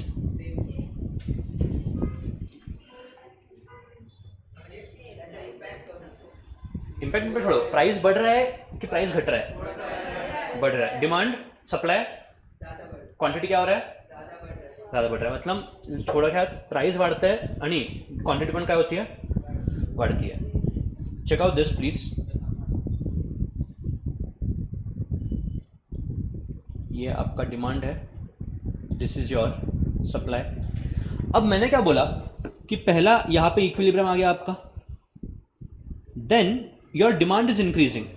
late us say मैंने डिमांड बहुत बढ़ाया, मैंने डिमांड जो है वो राइट में बहुत ज्यादा से ज्यादा शिफ्ट किया, सप्लाई भी राइट में शिफ्ट करूंगा बट बहुत कम करूंगा। मैंने बोला भाई सप्लाई मेरा सिर्फ इतना ही बढ़ा। तो अगर आप आज चेक करोगे आपका इक्विलिब्रियम कहां पे आता है, यहां पे आएगा, ठीक है। तो Q1 एंड P1 ये आपके नया प्राइस नया क्वांटिटी, P एंड Q पुराना। और तो प्राइस जो है वो क्या हो रहा है, इंक्रीज, क्वांटिटी जो है वो भी क्या हो रही है, increase. Price is increasing as well as what, quantity is increasing.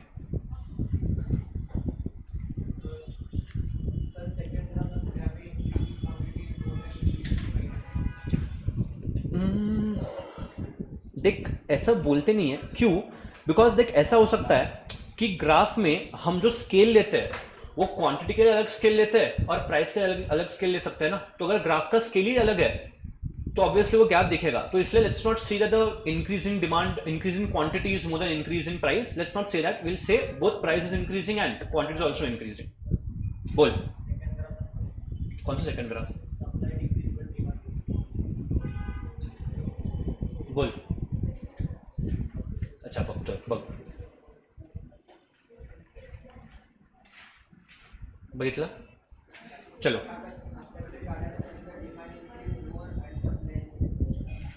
थांब रे. हां काय? हां तेच होतं. Right down. Demand and supply increase. Demand and supply increase, but increase in demand is less than increase in supply. उल्टा case है, दोनों बढ़ रहा है, बट अब क्या करना, सप्लाई को ज्यादा बढ़ाना और डिमांड को बहुत कम बढ़ाना. सप्लाई को ज्यादा शिफ्ट करना, डिमांड को कम शिफ्ट करना.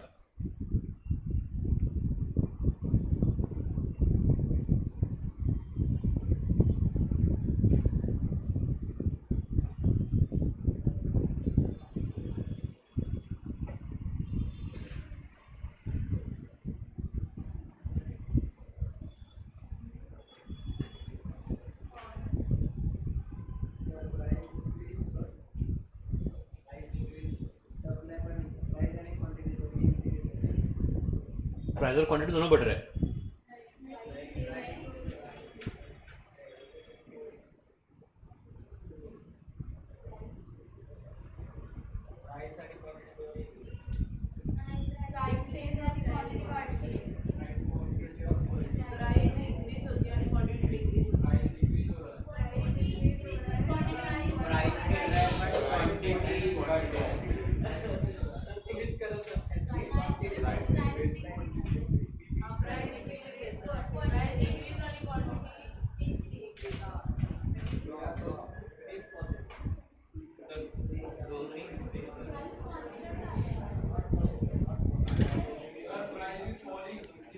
Prices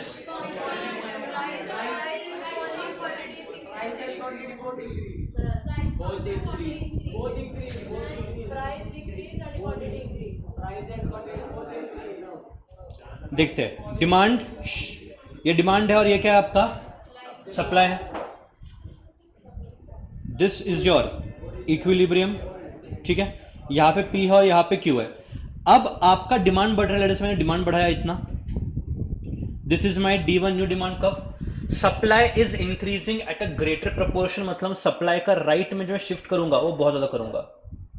this is my S1, वो आ रहे हैं इस पर्टिकुलर पॉइंट पे. अब अगर मैं थोड़ा इसको चेक करूं, इसको अगर मैं प्लॉट करूं तो ये आपका P1 है और ये आपका क्या है Q1 है. तो यहां पे आपका प्राइस जो है वो गिर रहा है, क्वांटिटी जो है वो क्या हो रहा है, इंक्रीज हो रहा है. Price is falling, quantity is increasing. Price is falling and quantity is increasing. अब समझ लेना, फोर्थ और फिफ्थ केस जो है ये आपका बहुत ही इंपॉर्टेंट है. प्लीज चेक, क्या फोर्थ और फिफ्थ केस दोनों में आपका डिमांड सप्लाई बढ़ रहा था? तो फोर्थ और फिफ्थ में डिफरेंस क्या है? फर्स्ट डिमांड बहुत बढ़ रहा है, सेकंड केस में डिमांड कम बढ़ रहा है. तो सुन लेना, और ये अब प्लीज मार्क करके जाना, प्लीज ये एमसीक्यू के लिए मार्क करके जाना, ये बहुत इंपॉर्टेंट है.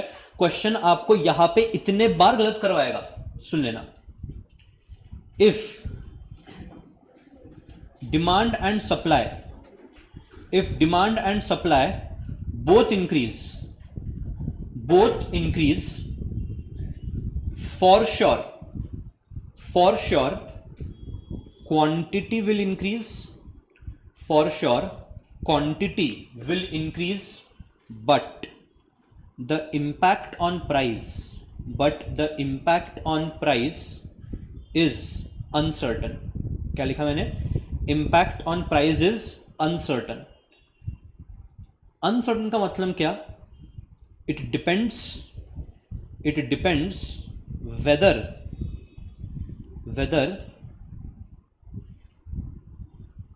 Increase in demand is more और increase in supply is more. it depends whether increase in demand is more or increase in supply is more.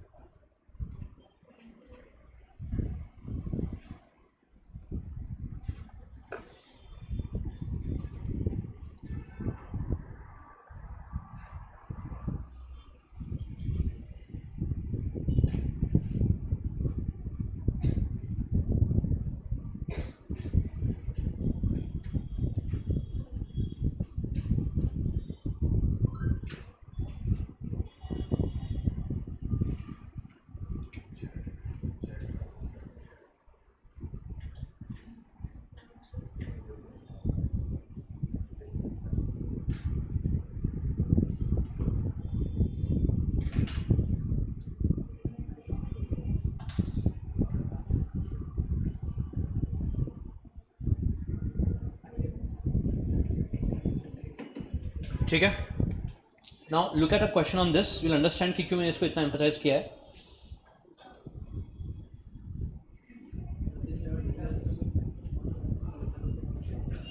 किधर लिखा मैंने, रुको.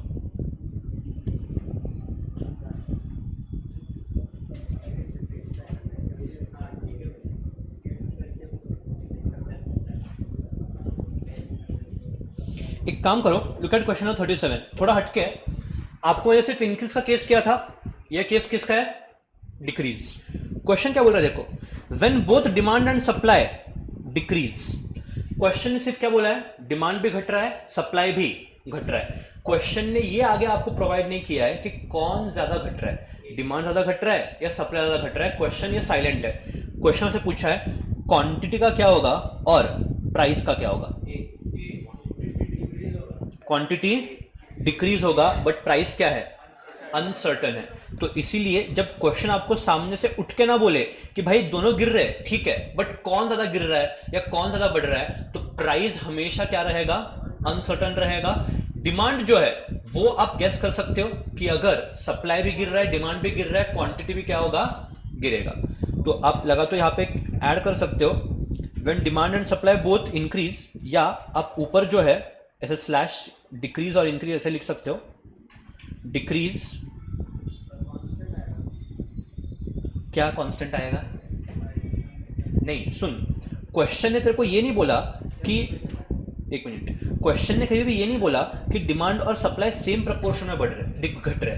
अगर क्वेश्चन बोलता कि डिमांड और सप्लाई सेम प्रपोर्शन में घट रहे, तो फिर आंसर क्या रहता कि भाई आपका जो ये है क्वांटिटी वो डिक्रीज होगा बट प्राइस क्या रहेगा, कांस्टेंट रहेगा. बट यहां पे कहा यह बोला है कि सप्लाई और डिमांड जो है वो सेम प्रपोर्शन में डिक्रीज हो रहा है. The word same proportion is important. अगर वो नहीं है मतलब फिर आंसर तेरा क्या रहेगा, price uncertain, quantity on the behaviour of demand and supply. हाँ, if the demand and supply both decrease और increase, for sure quantity will decrease और increase, but the impact on price is what, uncertain. अगर demand भी घट रहा है, supply भी घट रहा है, इक्विलिब्रियम क्वांटिटी भी घटेगा, बट प्राइस जो है वो अनसर्टन है. प्राइस डिपेंड करेगा कि क्या आपका डिमांड ज्यादा घट रहा है या सप्लाई ज्यादा घट रहा है. जब तक दिया नहीं है स्पेसिफिकली कि वो सेम प्रोपोर्शन में, तब तक आंसर अनसर्टन आएगा. या फिर अगर स्पेसिफिकली दिया नहीं है कि डिमांड बढ़ रहा है ज्यादा और सप्लाई बढ़ रहा है कम, तब तक भी आंसर अनसर्टन ही रहेगा. You can mark this particular point, यहां पे लिखा है ये वाला,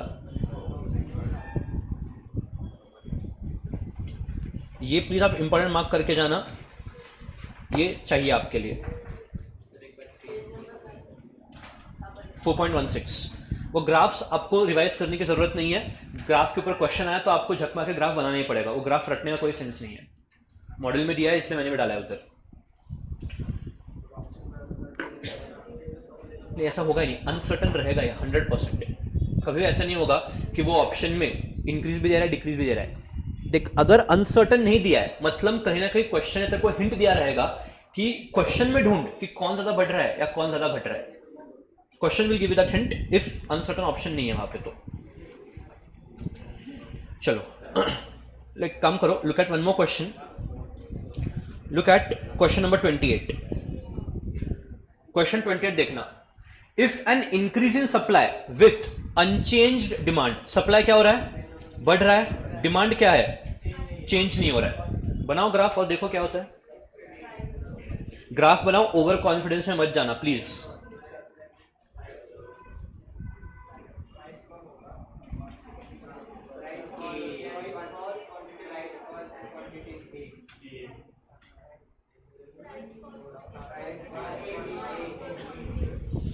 equilibrium price will go down and demand will go up.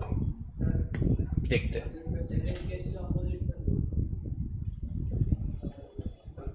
नहीं हटना।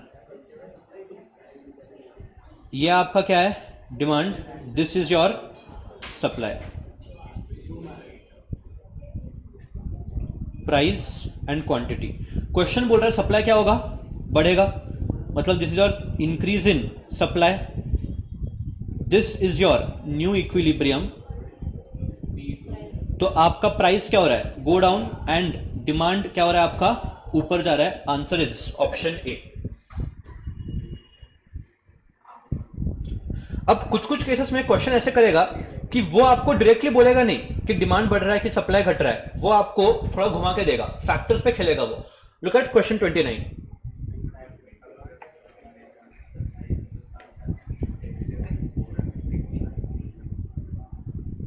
सप्लाई क्या है, कांस्टेंट है, and the prices of cars are expected to rise in the future. मतलब अभी बढ़े है क्या, नहीं, फ्यूचर में बढ़ने के चांसेस है। तो अगर आपको लगता है कि कोई भी चीज आगे जाके फ्यूचर में महंगी मिलने वाली है, तो करंट लेवल्स पे आपका डिमांड बढ़ेगा या घटेगा, बढ़ेगा। तो देयरफॉर यहां पे आंसर क्या है, डिमांड विल इंक्रीज। तो क्वेश्चन पूछा है डिमांड कर्व का क्या होगा, obviously demand curve will shift to what, right side. हाँ, इधर ग्राफ बनाने की जरूरत ही नहीं है, तो सिंपल है ये। तो ये एक्चुअली डिमांड का क्वेश्चन है, डिमांड सप्लाई का क्वेश्चन है ये। चलो लुक एट क्वेश्चन 31। नहीं रुको, 31 नहीं देख सकते, 31 नहीं देख सकते, रुक जाओ, 31 नहीं देख सकते, कंसेप्ट लास्ट केस बाकी है इसमें।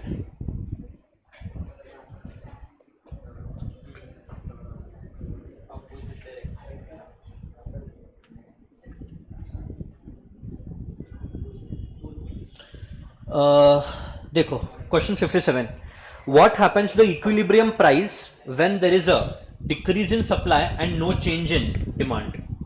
प्राइस के ऊपर इंपैक्ट क्या होगा अगर आपका सप्लाई घट रहा है और डिमांड में कोई चेंज नहीं है।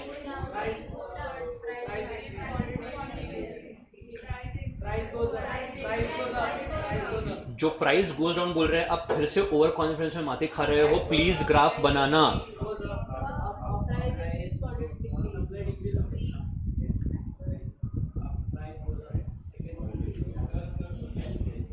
डिमांड सप्लाई, आपका सप्लाई क्या हो रहा है, घट रहा है, मतलब आपका सप्लाई यहां पे जाएगा,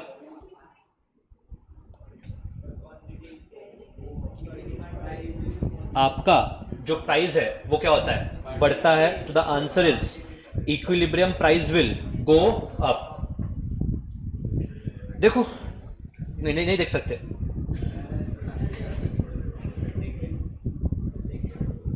चलो write down the last case जो यहां पे आएगा, लास्ट केसेस इनफैक्ट, केस नहीं, write down.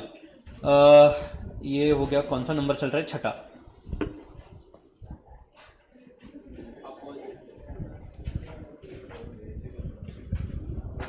Demand increases, supply decreases, demand increases, supply decreases, but increase in demand is more than decrease in supply. Please try. Demand बढ़ रहा है, supply घट रहा है, बट क्वेश्चन ने आपको बोला है कि increase in demand is more then decrease in supply.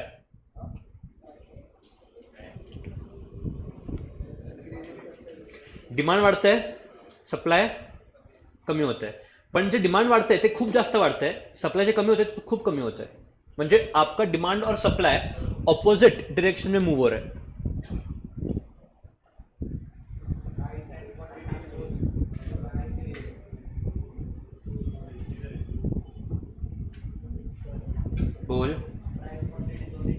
ठीक है,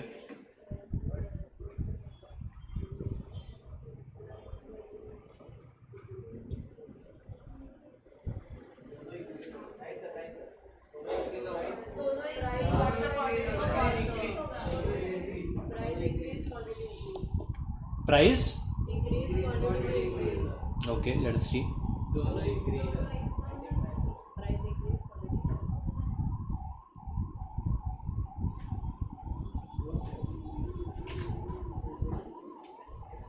डिमांड क्या हो रहा है?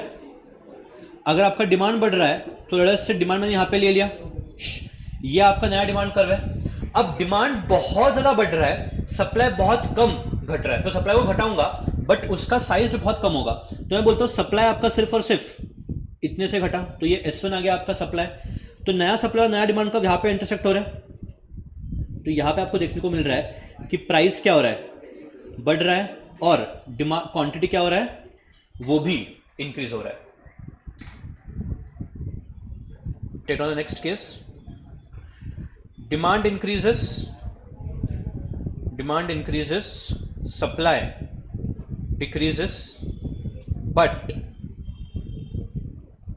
increase in demand is less than decrease in supply. Increase in demand is less than decrease in supply. ऊपर के केस का उल्टा है। आंसर उल्टा आएगा कि नहीं, आई डोंट नो, आंसर तुम बताओ। प्राइस इंक्रीज, क्वांटिटी डिक्रीज, ठीक है।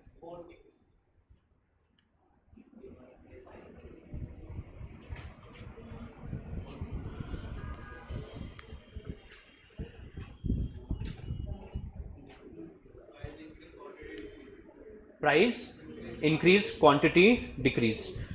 प्लीज चेक, क्या सबका यही आ रहा है?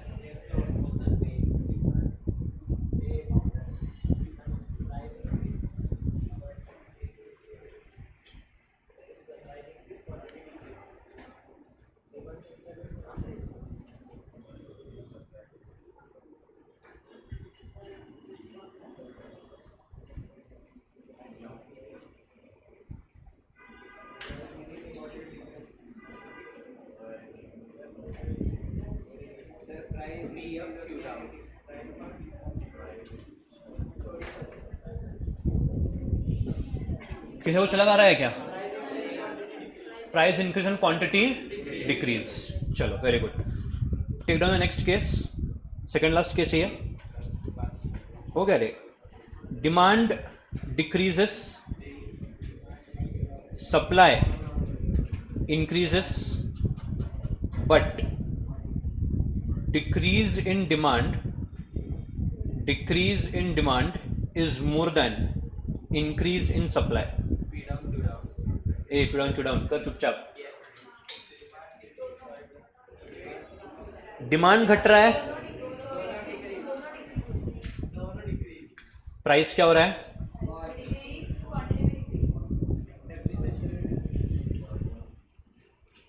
किसी कुछ और आ रहा है क्या? प्लीज चेक करो, सॉल्व करना please. Majority can go wrong.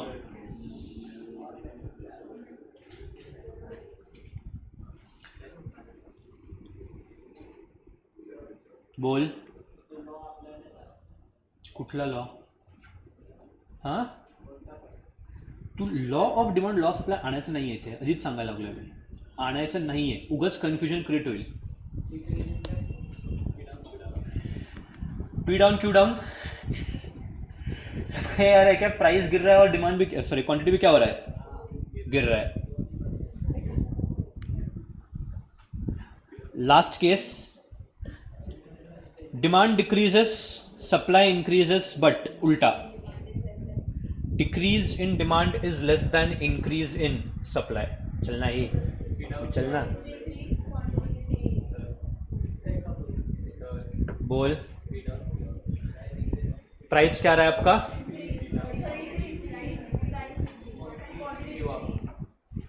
Please check, क्या लास्ट के सबका यही आ रहा है?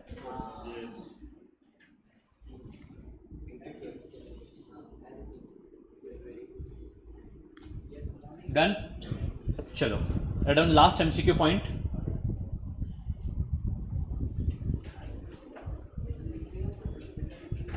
एमसीक्यू लिख लेना. First, when demand increases and supply decreases, for sure the price will increase. The price will increase. जब डिमांड बढ़ेगा और सप्लाई घटेगा, फॉर श्योर प्राइस क्या होगा? बढ़ेगा. But the quantity is uncertain. मतलब अगर क्वेश्चन ने आपको बोला कि बॉस डिमांड बढ़ रहा है, सप्लाई घट रहा है, बट क्वेश्चन ने यही नहीं बोला कि दोनों में से किसका प्रोपोर्शन ज्यादा है, तो आपका आंसर प्राइस इंक्रीज रहेगा और क्वांटिटी अनसर्टन रहेगा. Second, when demand decreases and supply increases, for sure the price will what? The price will decrease, but again the quantity is uncertain. The quantity is uncertain. इसके पहले जो आपने MCQ लिखा है वहां पे आपने क्वांटिटी के ऊपर सर्टेनिटी दी है और प्राइस को अनसर्टन बोला है. यहां पे आपने प्राइस के ऊपर सर्टेनिटी दी है और क्वांटिटी को क्या बोला है? अनसर्टन.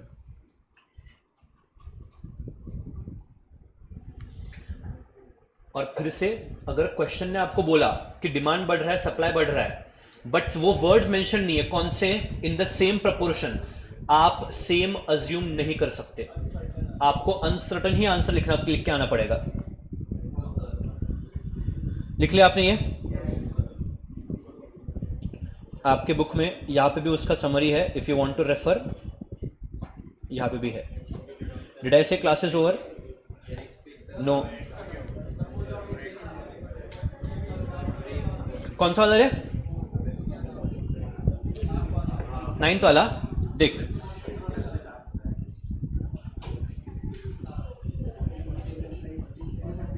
ये डिमांड है, this is supply.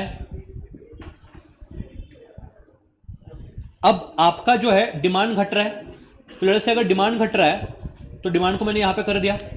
Supply is increasing in a much greater proportion, तो सप्लाई जो मैं बढ़ा रहा हूं लेट्स से इतना, अभी हटना यार, सप्लाई को मैं इधर तक लेके जा रहा हूं, तो this is my S1, this is my D1, intersection हो रहा है इस पॉइंट पे. तो अगर ये ब्लैक मेरा ओरिजिनल था, blue is my new, P1 and Q1, quantity गिर रहा है, प्राइस क्या हो रहा है? इंक्रीज हो रहा है.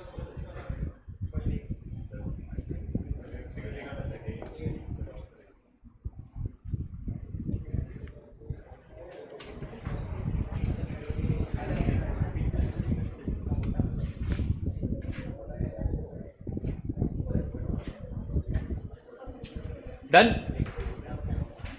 चलो लुक एट सम क्वेश्चंस. चुप रे, क्या रोते सर? कुछ 1 ते 1.5 ब्रेक आहे की नाही? आहे की नाही ब्रेक 1 ते 1.5?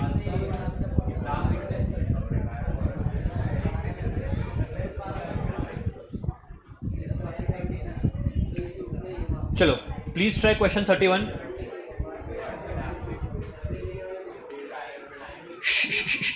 शांत हो जाओ प्लीज. क्वेश्चन बोल रहा है demand increases, supply decreases. Proportion question ने दिया नहीं है, तो प्राइस को क्या होगा और क्वांटिटी का क्या होगा?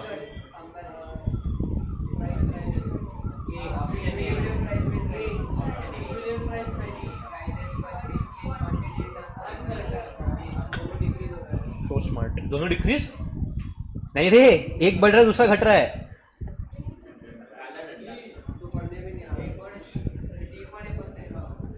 कौन है डी बाबा?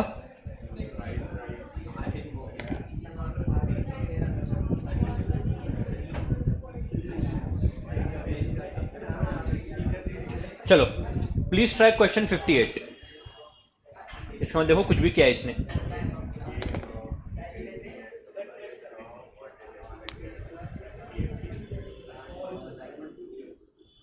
Demand decreases, supply increases.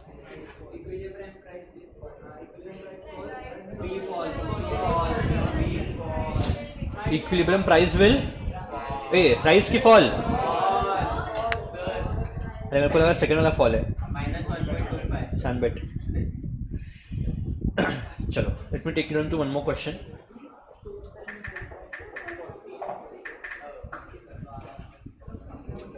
तुमको लगता है क्या मैं सच में तुम पे दया दिखाऊंगा करके? तो क्यों गच ट्राई मार रहे?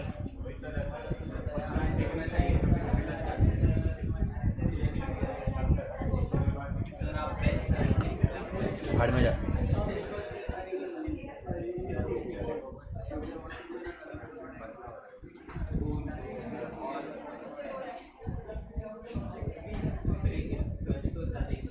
चलो look at this.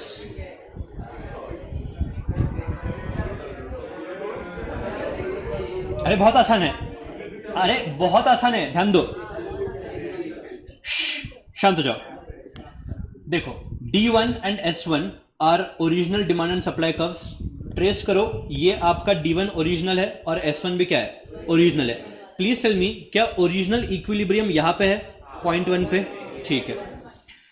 D2, D3, S2, S3 are possible new demand and supply curve. Please tell me D1 to D2 ये इंक्रीज है या डिक्रीज है? इंक्रीज। और ये क्या है? डिक्रीज। S1 टू S2 और S1 टू डिक्रीज। मतलब D2 आपका नया इंक्रीज डिमांड है, S2 आपका इंक्रीज सप्लाई है। आगे बढ़ते हैं। Starting from the initial equilibrium point 1, what point on graph is most likely to result from change in questions 1 to 4? Question पूछ रहा है, 4 क्वेश्चन है आपके भाई, सॉल्यूशन? अच्छा नहीं, सॉल्यूशन नहीं है, ये क्वेश्चन का कंटिन्यूएशन है।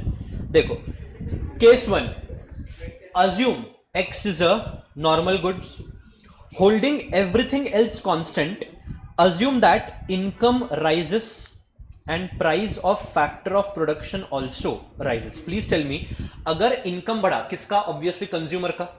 अगर कंज्यूमर का इनकम बढ़ा तो डिमांड क्या होगा? बढ़ेगा। तो आप कौन सा कर्व देखोगे भी, D2 की D3? और price of factor of production, जो आपको गुड्स लगते हैं वो बनाने के लिए जो आपको रॉ मटेरियल्स चाहिए उनका प्राइस बढ़ गया। अगर रॉ मटेरियल का प्राइस बढ़ता है तो सप्लाई बढ़ेगा या घटेगा? सप्लाई घटेगा। तो आप सप्लाई कौन सा देखोगे? तो बोलो D2 और S3 कहां पे इंटरसेक्ट हो रहे हैं? तो आपका इक्विलिब्रियम क्या होगा यहां पे? 2. पॉइंट 2 आपका क्या होगा? Equilibrium. Second, we are analysing the market for goods Z। नया गुड्स है, गुड्स Z।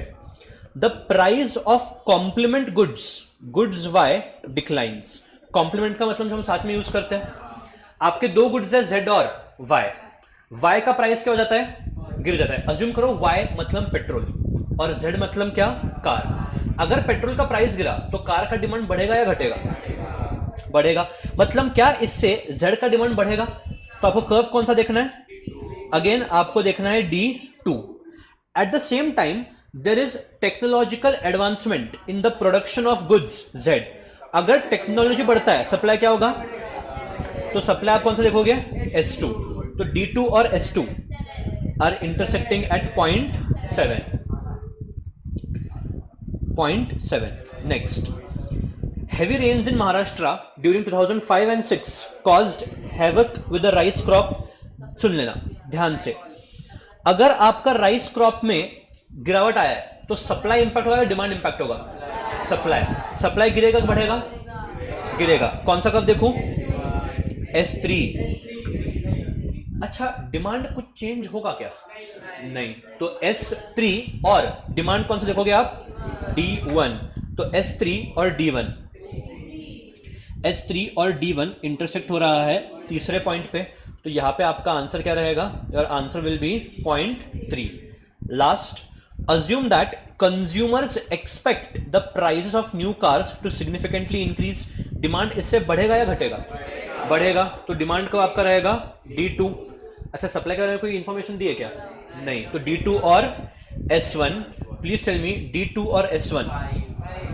Point number 5। तो ये आपका जो है वो इक्विलिब्रियम होगा। ठीक है, ऐसा क्वेश्चन एक बार आ चुका था एग्जाम में, तो अगर ऐसा क्वेश्चन आता है तो don't worry, it's a lottery only.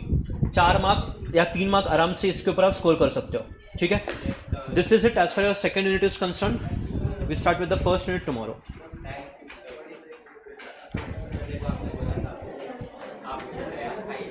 क्या 10 मिनट खाओ खुश रहो